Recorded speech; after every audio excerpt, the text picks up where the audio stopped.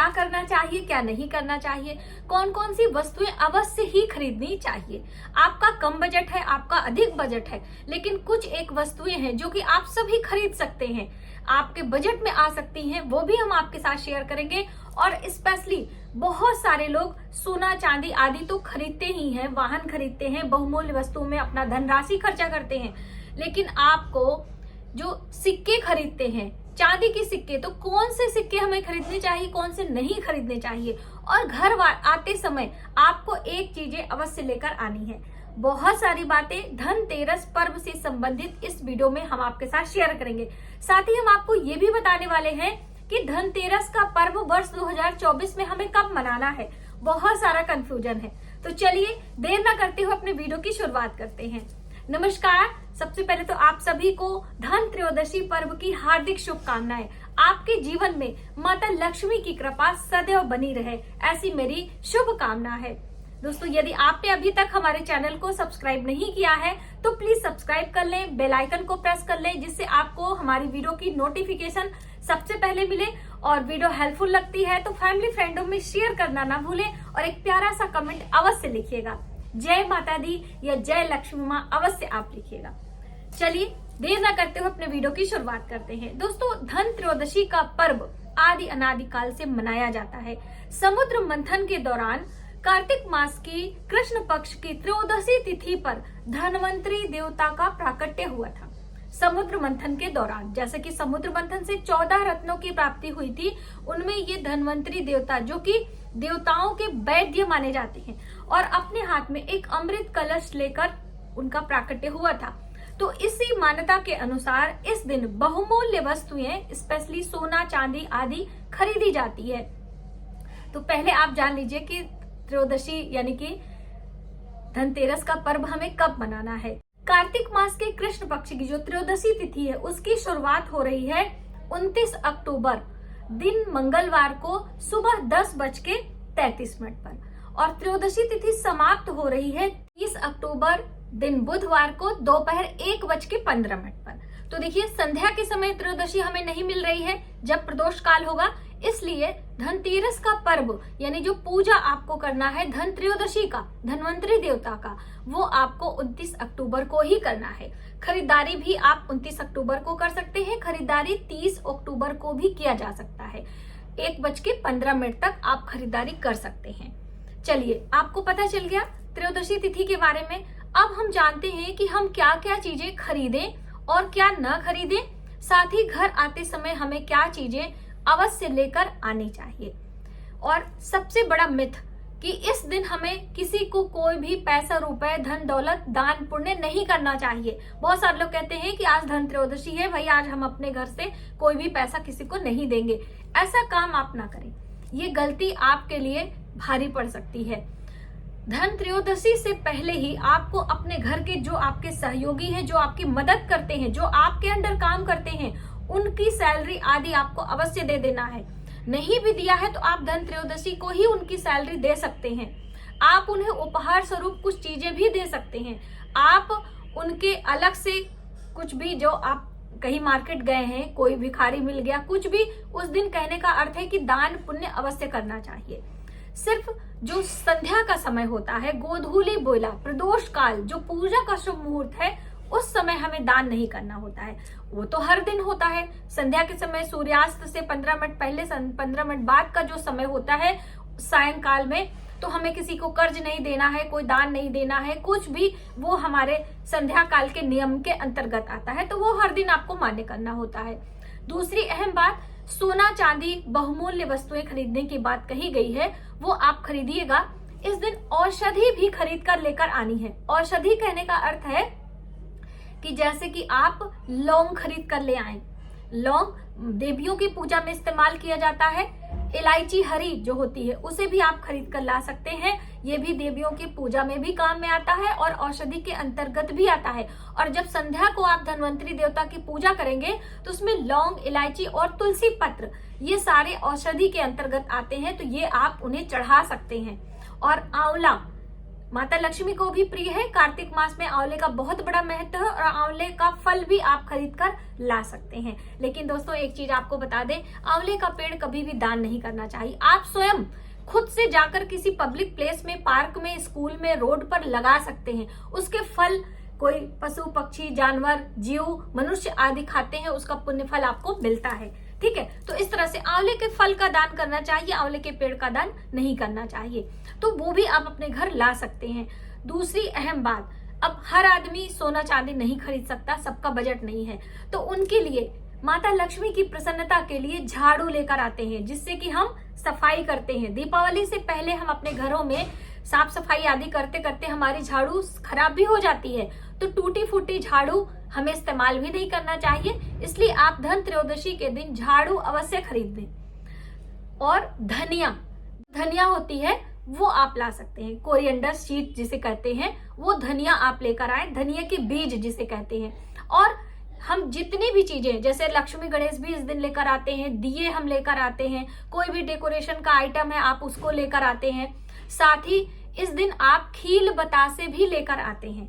दीपावली पूजा से संबंधित ज्यादा से ज्यादा चीजें हम धन त्रयोदशी पर खरीदते हैं, लेकिन इनका इस्तेमाल हम नहीं करते हैं। उसका रीजन क्या है? सभी चीजें आपको अपने ईशान कोण में इकट्ठा करके रख लेनी है और दीपावली वाले दिन आपको इनका पूजन करना है। धन त्रयोदशी के दिन सिर्फ हम धनवंतरी देवता का पूजन, यम देवता के नाम से दीप, दोस्तों इसी दिन से आपको यम के नाम से दीपक भी लगाना चाहिए। यम के नाम से 5 दिया, 5 दिवसीय पर्व है ना, त्रयोदशी से भाई दूज तक का जो ये पर्व है 5 दिवसीय पर्व के नाम से जाना जाता है।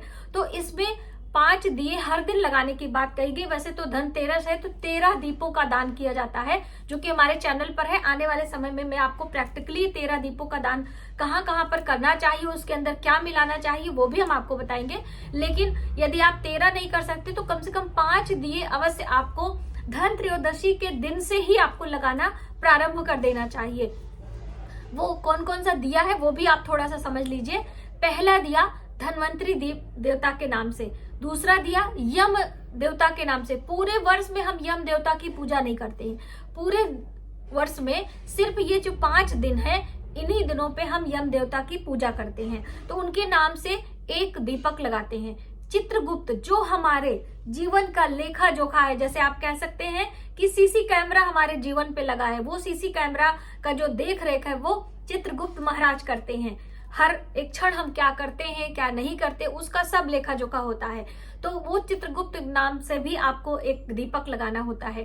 अगला दीप हम माता लक्ष्मी के नाम से लगाते हैं और वहीं पर एक दीपक अपने पितरों के नाम से भी लगाते हैं, जिनकी दी हुई हमारा ये उपहार मनुष्य का जीवन है। तो बस इस तरह से ये 5 दिए आपको अपने घर में, अपने घर के मुख्य दरवाजे पर लगाना होता है। कैसे क्या है वो डिटेल में जानकारी हम आपको आने वाले समय में अवश्य देंगे। पहले से भी जानकारी वीडियो चैनल पर है तो आप उसे देख भी सकते हैं। और इसमें हम रुई की बाती लगाते हैं, शुद्ध घी और तेल का इस्तेमाल करते हैं, उसके अंदर कुछ विशेष चीजें भी डालते हैं। जैसे धनवंतरी देवता के दीपक में लौंग डाला जाता है, हम माता लक्ष्मी के दिए में हरी इलायची डालते हैं, हमने जो आपका चित्रगुप्त हैं या फिर हम बात करें यम देवता, उनमें हम जौ डालते हैं।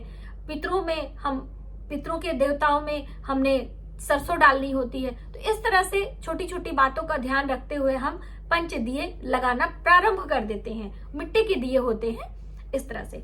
अब सिक्कों के बारे में कुछ थोड़ा सा आप समझ लीजिए। जैसे कि आपने सिक्का खरीदना है तो ये वाला सिक्का खरीदें जिसपे लक्ष्मी गणेश का चित्र अंकित नहीं होता है।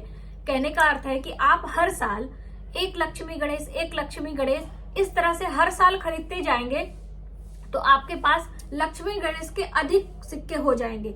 और फिर जैसे कि ये धन होता है कि आज नहीं 10 दिन बाद या 10 साल बाद जब आप इसे विक्रय करेंगे तो इसका मूल्य अधिक हो जाता है, इसीलिए इसे धन संचय करने के लिए कहा जाता है। लेकिन यदि आप लक्ष्मी गणेश चित्र अंकित खरीदेंगे उसे बेचा नहीं जाता है, तो इसलिए आपको साधारण सिक्के खरीदने हैं जिस पर कोई भी चित्र अंकित नहीं है। आप 1-2 पूजा करने के लिए ले लीजिए, धन पोटली बनाने के लिए आप ले लीजिए, वो एक अलग बात है। लेकिन लक्ष्मी गणेश के बहुत सारे सिक्के लेकर आप क्या करेंगे? ठीक है, तो इस मान्यता के अनुसार आपको साधारण सिक्के जिस पर कोई भी चिन्ह अंकित नहीं है वो आप खरीदें, वो आपके हित में होगा। आज नहीं कल आपको कोई विषम स्थिति आती है, उसे आप बेच भी सकते हैं। जब आप सब खरीदारी करके अपने घर आते हैं तो आप मिष्ठान लेकर आएं, और जो बर्तन आप लेकर आ रहे हैं, जैसे कि जल रखने के पात्र लेने की बात कही है, तो अब आप सोने चांदी के लें या फिर आप अन्य धातु का ले सकते हैं। मिट्टी का बर्तन आप ले लें, मिट्टी के कुल्हड़, मिट्टी के दिए, मिट्टी के करवा, मिट्टी के जो चौघड़िया होती है वो हम आपको एक वीडियो में दिखाएंगे, अभी मैं ले नहीं पाई हूँ। चौघड़िया होती जो माता लक्ष्मी को भोग लगाया जाता है, वो भी आप खरीद सकते हैं। तो दोस्तों उन सब बर्तनों के साथ में कुछ मिष्ठान और कुछ अनाज भी खरीदने की बात कही गई है। तो जैसे आपने धनिया खरीदा, आप कुछ मिष्ठान खरीद लीजिए, आप थोड़े से चावल भी खरीद सकते हैं। तो इन सब चीजों को आप उसी बर्तन में रखकर अपने घर लेकर आएं। अब लाने पर उन बर्तनों को हमें क्या करना है, तो देखिए उन्हें आप धोकर गंगा जल का या छींटा लगाकर हल्का सा हल्दी कुमकुम का तिलक करके सिर्फ रखना है। जो आप सिक्के लाएंगे उनको भी सिर्फ तिलक करके रख देना है, पूजन नहीं करना है। पूजन सिर्फ धन्वंतरी देवता और माता लक्ष्मी की जो पुरानी प्रतिमा है उसे ही आपको पूजा करना होता है। नए लक्ष्मी गणेश की प्रतिमा या नए सिक्के या नए बर्तनों की पूजा हम दीपावली वाले दिन यानी कि कार्तिक मास की अमावस्या तिथि पर करते हैं। इन छोटी छोटी बातों का ध्यान रखते हुए आपको धन त्रयोदशी की खरीदारी करनी है और कुछ धनराशि आपको दान भी करना है, और आपको उपहार किसी न किसी को अवश्य देना है। और खरीदारी करके जो आप मिष्ठान लेकर आएंगे माता लक्ष्मी को भोग लगाने के लिए निकाल कर आपको अपने घर के बड़े बुजुर्गों को देना है। देखिए जो बुजुर्ग होते हैं उनको इन सब त्योहारों से ज्यादा मतलब नहीं रहता, क्योंकि उनकी शारीरिक अवस्था उतनी अच्छी नहीं रहती है। तो उन्हें यदि आप कुछ अच्छी अच्छी चीजें खाने को देते हैं, उन्हें प्यार से सभी चीजें आप दिखाते हैं, उनके साथ थोड़ा सा समय बिताते हैं, तो उन्हें अच्छा लगता है। बाकी तीज त्योहार आप स्वयं मनाएं, अपने परिवार के साथ मनाएं, बच्चों के साथ मनाएं, वो एक अलग बात है। लेकिन जो हमारे घर के बुजुर्ग हो चुके हैं, जिनकी अवस्था बिल्कुल डाउन हो गई है, उनको आप कुछ खाने पीने का, उनके साथ थोड़ा सा समय बिताने से उनको प्रसन्नता मिलती है।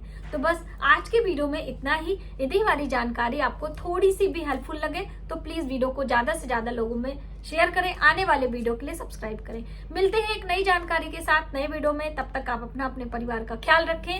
जय माता।